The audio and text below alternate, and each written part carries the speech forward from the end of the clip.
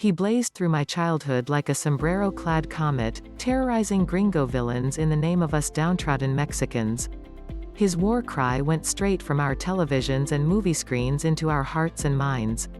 My family and so many others cheered on his exploits, imagining ourselves as soldiers in his brigade. Polite society told us we shouldn't worship this bad hombre because he made Mexicans look bad. So they tried everything possible to dim his star, but we Mexicans always fought loudly against any attempts to cancel our compadre. Pancho Villa? Emiliano Zapata? Vicente Fernandez? Try Speedy Gonzales.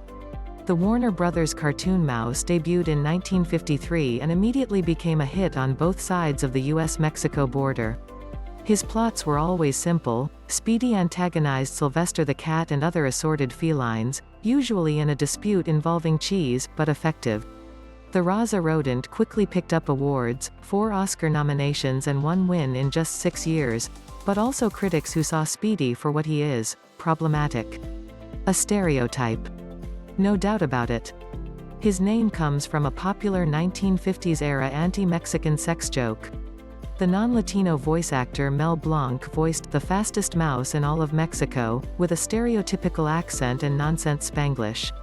The typical Speedy plot casts him as a thief and a cad, and his fellow Mexican mice as lazy, drunk and happily living amongst trash. Did I mention the sombrero?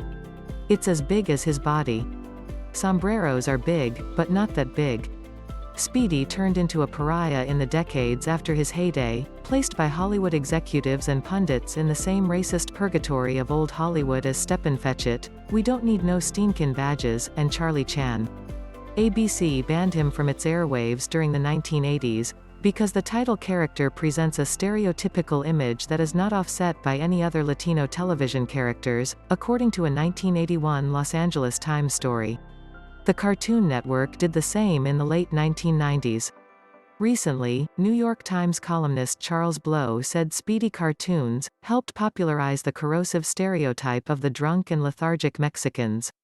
And yet time and time again, Mexicans, the very group you'd think would hate Speedy the most, rose to defend his honor. During the 1990s, college students cast Speedy as a proto-Zapatista who fought against American imperialism before it was cool to do so. In 2002, the League of United Latin American Citizens asked the Cartoon Network to free Speedy from his jail. A spokesperson told Fox News, "How far do you push political correctness before you can't say anything about anything anymore?" In the wake of Blow's columns, Mexicans famous and not spoke out on social media against those who dared decry their man. "You can't catch me cancel culture. I'm the fastest mouse in all of Mexico," tweeted comedian Gabriel Iglesias, who's voicing Speedy in the upcoming Space Jam reboot.